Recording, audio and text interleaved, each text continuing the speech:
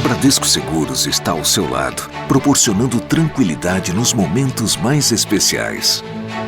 No nascimento do filho, na realização de um sonho, na compra da casa ou do primeiro carro. Está junto das pessoas em cada etapa da vida.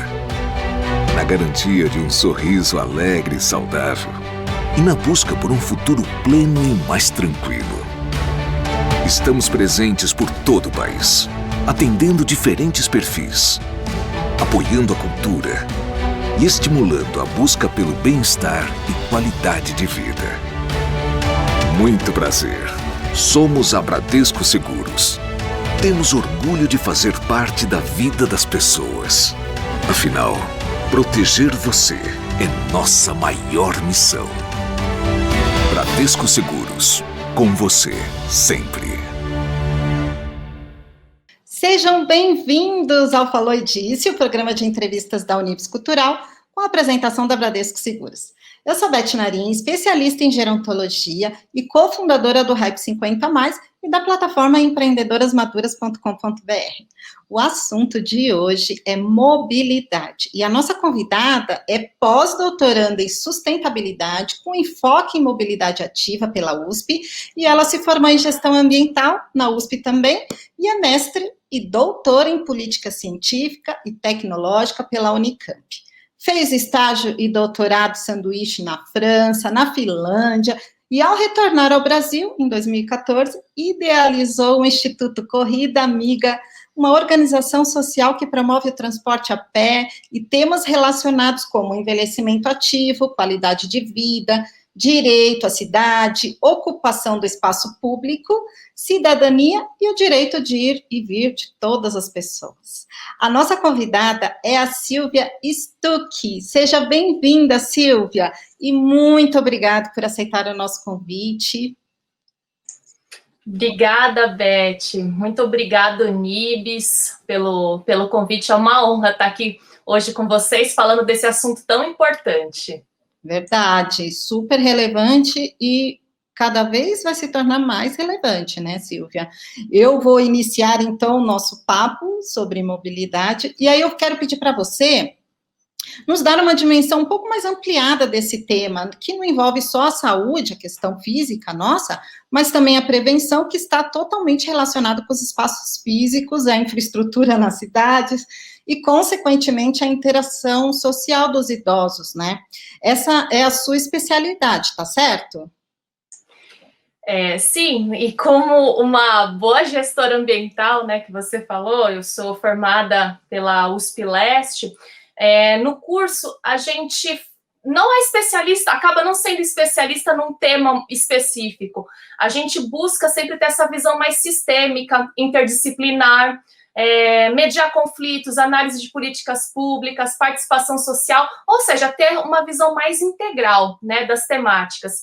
E só para contextualizar sobre a divisão modal do nosso país, né, a gente tem uma pesquisa da NTP que ela estima que 40% dos brasileiros se deslocam exclusivamente a pé. Se a gente junta, né, essa porcentagem aos que se deslocam em transporte público coletivo, a gente tem 2/3 da população se deslocando a pé e de transporte público coletivo.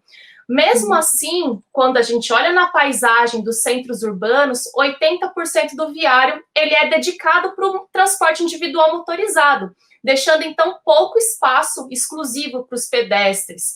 E quando a gente olha para o espaço existente, ele não é o mais adequado, né? As calçadas não têm dimensões adequadas. Tem um dado do IBGE que fala que apenas 5% das calçadas elas são acessíveis no nosso país. Então, a gente vê essa inversão de prioridades entre a mobilidade motorizada e a mobilidade ativa, causando vários impactos diretos e indiretos, seja pelo número, por exemplo, das pessoas que morrem em decorrência da colisão no trânsito, por doenças ou complicações respiratórias causadas pela poluição atmosférica.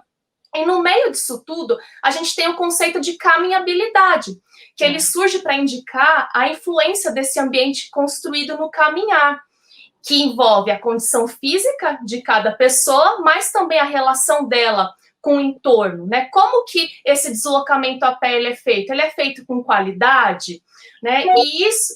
E as condições das calçadas, não só das calçadas, mas a gente tem a questão das travessias, iluminação, segurança viária, pública, e também a percepção de quem se desloca. Eu, me deslocando a pé, eu me sinto ou não seguro?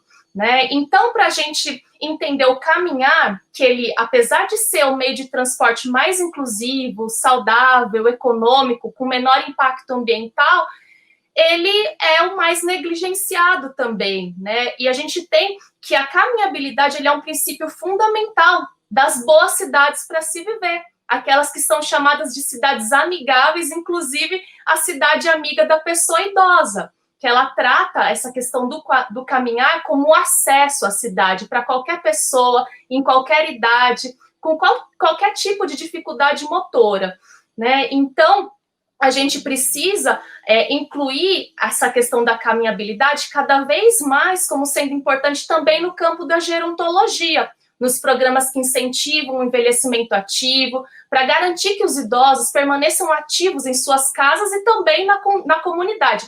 Então, é urgente da gente trazermos essa questão e a sociedade também faça a sua lição de casa, né? Incluindo as pessoas idosas, garantindo o direito de ir e vir, o acesso à cidade e às oportunidades. Perfeito, essa visão que você desenvolveu, né, toda essa visão holística que você desenvolveu, deve ter relação com a sua experiência fora do país, né, nesse sanduíche que você fez. E aí eu queria que você contasse para a gente um pouco como foi essa experiência fora do país, né, e como esse processo de chegar de volta aqui no Brasil e criar essa ideia, então, que é o Instituto da Corrida Amiga. Conta para a gente. Não, perfeito, Beth. Eu acho que tem muita relação. Óbvio que essa experiência ela foi muito interessante profissionalmente, mas pessoalmente também me ampliou horizontes.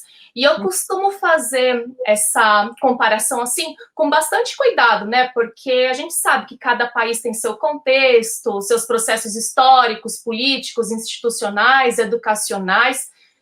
Não é, por exemplo, onde eu passei um tempo da minha vida lá é bom e aqui não é, né? Lá também tem congestionamento, tem poluição, tem seus problemas. Mas, por exemplo, contando um pouco da experiência de Lille, né, no norte da França, chegando lá, eu me deparei assim com, primeiro, uma surpresa ao verificar muitas pessoas com deficiência nas ruas. E assim, sozinha, com autonomia, usando transporte público coletivo, usando as calçadas. E aí não é que, por exemplo, aqui não temos pessoas com deficiência, pessoas com mobilidade reduzida. É que aqui essas pessoas elas não conseguem acessar as calçadas das próprias casas, né? A cidade ela é deficiente para essas pessoas, né? Então esse é um dos primeiros pontos que eu coloco. E não só em relação à calçada, mas essa questão da segurança pública, segurança viária, das pessoas realmente se sentirem seguras, né, em todos esses termos de infraestrutura, também a questão da segurança pública, que a gente sabe que as pessoas idosas também são alvo nesse sentido. E, bom, em Helsinki, o que eu posso destacar é que eles conduzem, né, as suas políticas de trânsito, de mobilidade, muito com base na visão zero, né, que é um programa da Suécia que coloca que nenhuma morte no trânsito ela é aceitável. Isso acaba sendo bom não só para a pessoa idosa, mas para todos os habitantes, né? Então, por exemplo, as áreas residenciais possuem baixa velocidade dos carros, a 30 km por hora, em sua maioria. E isso, se acontece algum tipo de ocorrência, de colisão, a chance de vir a óbito ou de ter alguma coisa grave, né, com as pessoas, isso reduz muito. E não é só, assim, essas medidas de velocidade, de desenho viário, nós temos também campanhas, muita educação para o trânsito, desde pequenininha, a criança, ela vai na escola, ela já tem isso no seu currículo pedagógico escolar.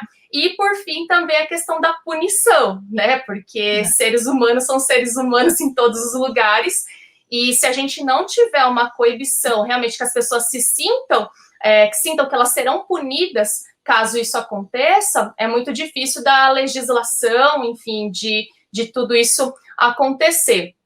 E, bom, aí quando eu voltei para o Brasil, eu tive essa ideia com base numa outra instituição que chama Bike Anjo, que também promove, né, o pedalar na cidade, a mobilidade ativa. Então, de como ampliar essa cultura de que uma cidade ela tem que ser feita para as pessoas, pelas pessoas, a partir dessa visão da escala humana, né? Então, foi muito nessa ideia que, voltando ao Brasil, eu comecei o Instituto Corrida Amiga junto com outras pessoas.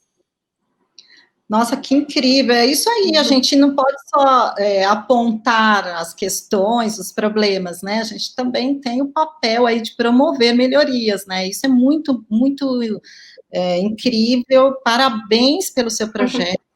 E aí eu queria te fazer uma pergunta, eu acho que na Europa, a gente sabe que o percentual de pessoas mais velhas é maior do que aqui, principalmente quando você voltou, a gente já estava, né, iniciando esse processo de transição demográfica que a gente está experimentando aqui no Brasil.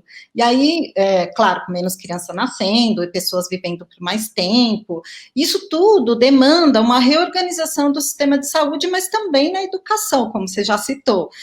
E, claro, nos espaços públicos, que também deveriam ser transformados para melhorar a qualidade de vida na longevidade. Você tem visto iniciativas dessa natureza aqui, de lá para cá, desde que você voltou até hoje? Como que você vê esse cenário? Bom, eu vou, até nessa questão do urbanismo, né? Eu vou começar com uma máxima do urbanismo sustentável e inclusivo, que acredito que vocês já tenham trabalhado ao longo dos programas, que é se a cidade ela é boa para criança, para pessoa com deficiência, para pessoa idosa, ela vai ser boa para todas as pessoas, né? Perfeito. Então, por isso que a gente tem que exigir esse desenho universal da cidade e promover condições para todas as pessoas viverem, curtirem a cidade, assegurando esses direitos sociais, promover autonomia, integração e a participação efetiva das pessoas idosas na sociedade. Infelizmente, assim, eu não tenho visto mudanças de paradigma, porque eu acho que a gente precisa realmente uma transformação, uma mudança de paradigma, né, em nossas cidades. Recentemente agora, né, a pandemia, ela escancarou muitos fatores e desafios que a sociedade já enfrentava há tempos, inclusive nas questões de mobilidade urbana. E aí, nesse sentido, eu destaco a perspectiva da cidade de 15 minutos, né, que é essa visão de você acessar a pé, de bicicleta, qualquer serviço necessário na vida de um cidadão, de uma cidadã, em até 15 minutos, né, seja para ir ao supermercado, restaurante, parque, hospital, escola, espaços de lazer também, que isso é muito importante, né, é parte da nossa vida. E essa ideia, ela não é recente, né, de assumir esse planejamento policêntrico com vários centros dentro de uma mesma localidade, ela não é recente, mas ela vem com força, ela emergiu com força nesse momento da pandemia, né, por conta de alguma parte, né, da população está em home office, está vivenciando mais os seus bairros, e aí é nessa ideia de promover essas ações para que tenhamos também deslocamentos mais seguros por conta da pandemia, na linha dessa cidade compacta, né, então tem o exemplo de Melbourne, na Austrália, que adotou a ideia de cidades de 20 minutos, própria Paris, né, que popularizou o nome da cidade de 15 minutos. E essas cidades compactas de 15 minutos, elas tendem a ser menos carrocêntricas, digamos assim. E aí a gente tem inúmeros benefícios com isso, né? Além da poluição, menos tempo perdido no trânsito, economia também, porque grande parte da população gasta muito, né, no transporte público coletivo, ou mesmo com o transporte individual motorizado, menos estresse, enfim, uma infinidade de benefícios ao adotar uma cidade mais compacta.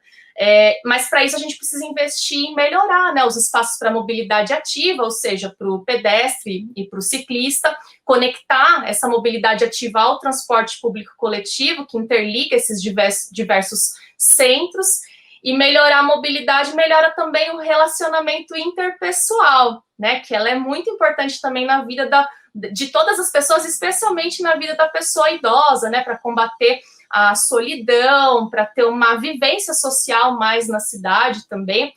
E a gente está falando de uma cidade saudável, né, em última instância, que incentiva essa mobilidade sustentável, pensando não só na população, então, brasileira que está envelhecendo, mas sofrendo com as questões de sedentarismo, esses impactos que a gente tem na saúde física, mental.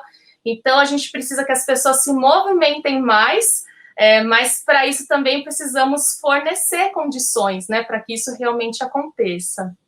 Ah, incrível você ter falado dessa questão, né, dos bairros, de você acessar as coisas em pouco tempo, 15 minutos, 20 minutos.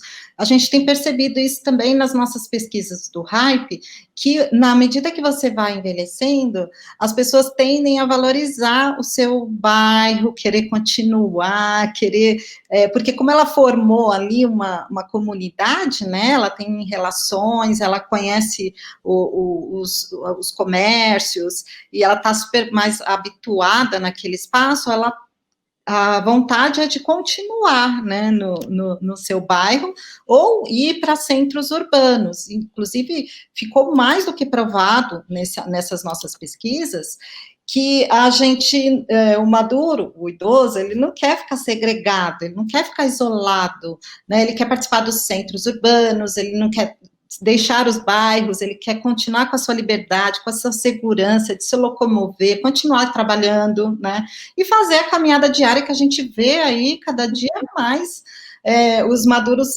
caminhando, né.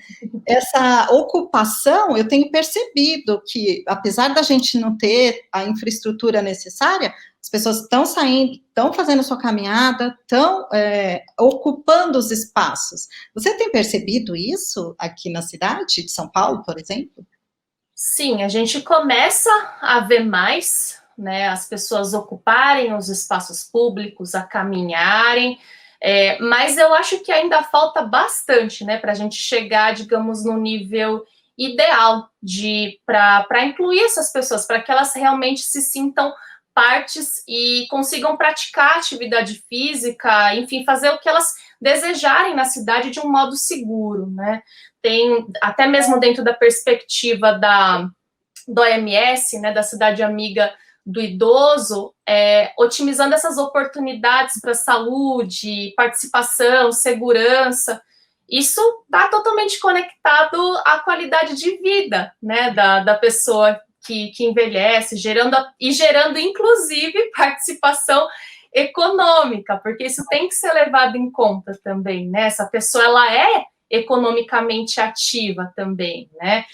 E assim, eu falo infelizmente porque seriam medidas não muito complexas, né, para a gente promover uma maior ocupação dessas pessoas nos espaços públicos, por exemplo, quando a gente aborda a questão do medo de cair na calçada, a questão de não conseguir subir num ônibus, porque o degrau é alto, porque o ônibus não é acessível, e tudo isso aumenta, né, o confinamento, a reclusão dessas pessoas. E eu acho que isso é muito triste, né, de novo, porque são medidas que a gente já tem tecnologia, já tem muitos fatores sanados para a gente colocar isso em prática, né? Estamos falando de vidas. Então, acho que a gente precisa consolidar essa cidade acolhedora, integrativa, convidativa ao caminhar com esses espaços abertos, cada vez mais espaços abertos, né? Porque isso também concordo contigo, Beth. A gente tem visto, né, cada vez mais esses espaços lúdicos para praticar atividade física, essas academias de ginástica, né, em pequenas praças, parques. Então, a gente precisa aumentar isso cada vez mais, aumentar essa participação ativa dos idosos, nas questões recreativas da cidade também. Então, de novo, eu falo do desenho universal, né, que dá condições para todas as pessoas viverem e curtirem a cidade, né? E esse desenho universal, ele vai incluir essas calçadas, que eu falei, em condições adequadas, com largura suficiente, para as pessoas circularem a pé, em cadeira de rodas, piso regular, que não seja liso, antiderrapante, porque isso também é uma questão muito importante, né, para a pessoa idosa. Se a calçada, ela é lisa e ela é perigosa para um jovem, para o adulto, imagine para um idoso, né, que tem um reflexo diminuído.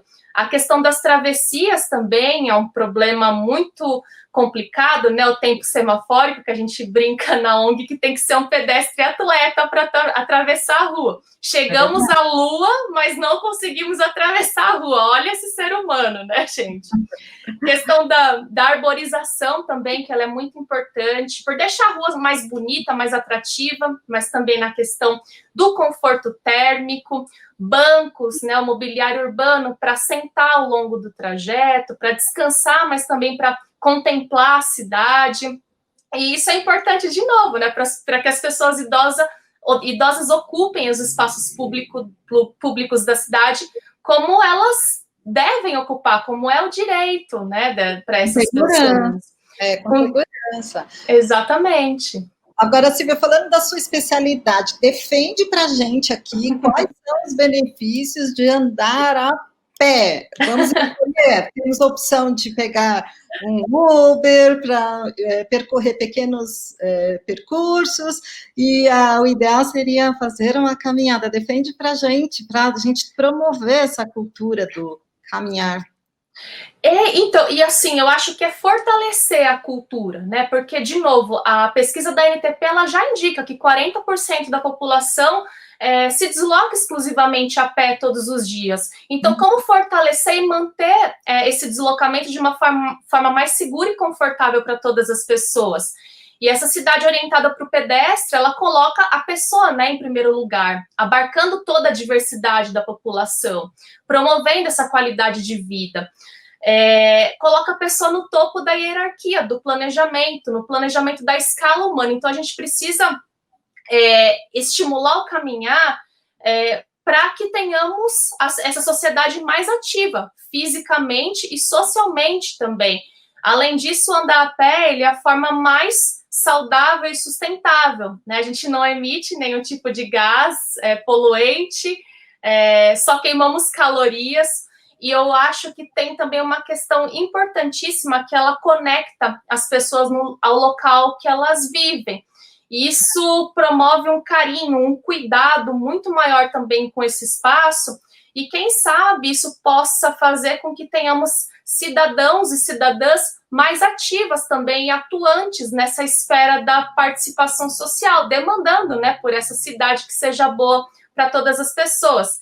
E eu acho que, enfim, a gente precisa ter uma consciência do deslocamento, que ele é melhor no âmbito coletivo, não só no âmbito individual. Então, todas as vezes que pensarmos, eu preciso sair de casa para fazer alguma coisa, refletir, né, qual que é o meio de transporte, qual que é o meio de transporte factível, né, por exemplo, conectando o transporte a pé ao transporte público coletivo, caso seja um deslocamento muito longo, qual é o modo mais sustentável, mais econômico, e aquele também que vai me deixar com bem-estar depois de realizá-lo. É isso aí. Agora eu quero, então, que você conte para a gente como é que a gente faz para participar do seu instituto, fazer parte aí dessa ONG maravilhosa, e o que exatamente que vocês promovem dentro dessa ONG. Bacana. Bom, a gente busca sensibilizar as pessoas para essa necessidade desses espaços urbanos mais saudáveis, acessíveis, caminháveis. A gente busca, então, aproximar as pessoas do espaço que elas vivem. Trabalhamos com escolas públicas, com instituições de pessoas idosas, pessoas com deficiência física, intelectual. Temos ações voltadas também para o público universitário. Realizamos pesquisas, campanhas, ações diretas, né, com a sociedade. E buscando fortalecer as nossas ações, atuamos muito também com o voluntariado. Então, bimestralmente, realizamos treinamentos para que mais pessoas componham o nosso grupo e venham estimular cada vez mais as pessoas a ocuparem a cidade. E quem tiver interesse, né, o próximo treinamento vai ser em 2021, ainda virtual, né, a gente não sabe como que vai ser a situação no início de 2021, mas estamos planejando para que ele seja virtual. e quem tiver interesse em mais informações, fique à vontade para entrar em contato. Qual que é o seu site? É corridaamiga.org. Ah, legal. Então entra em contato pelo site mesmo, né? Isso. Lá tem o contato, ou contato@corridaamiga.org é o nosso e-mail, mas ali no site tem todas as informações, até para explorar mais tudo isso que eu falei aqui rapidamente. Ai, que maravilhoso. Eu vou entrar e vou participar. E agora eu quero que você, para a gente poder encerrar, se você perguntar para você se você gostaria de mandar uma mensagem final, então, para quem está nos assistindo, lembrando que a gente está online para o Brasil todo. E qual que seria a sua mensagem final também? Nosso fim de ano, né? Está chegando. Passa para a gente sua mensagem final, por favor, Silvia. Bom, eu queria deixar aqui essa mensagem de reflexão, né, para que a gente comece a refletir essas particularidades da cidade, das pessoas que habitam a cidade, que a gente mobilize, né, a sociedade para mostrar que as cidades boas e seguras para as pessoas idosas, elas são boas para todo mundo, e que a gente precisa começar a eliminar essas barreiras, né, para que determinados grupos sofrem mais do que outros, né, promovendo a mobilidade a pé, é o meio de transporte que conecta com todos os outros, né, toda viagem ela começa ou termina com um deslocamento a pé. Então, a gente precisa valorizar, né, o transporte a pé e os pedestres. Então, para a gente não esquecer que somos todas e todos pedestres e também todos e todas estamos envelhecendo, para a gente levar isso em conta. E todos responsáveis por lutar, né, por infraestrutura melhor, condição de vida melhor, participação ativa. Muito obrigada, Silvia, muito obrigada pelo seu tempo, por essa abordagem super importante para a nossa qualidade de vida na longevidade. Eu agradeço também ao Unives Cultural e a Bradesco Seguros, e fica aqui o convite para você que está nos assistindo. Este é o último episódio da série Falou e Disse deste ano.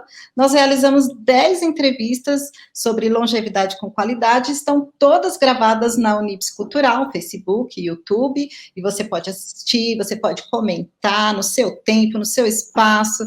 Um grande abraço, fiquem bem e um ótimo final de ano. Tchau, tchau.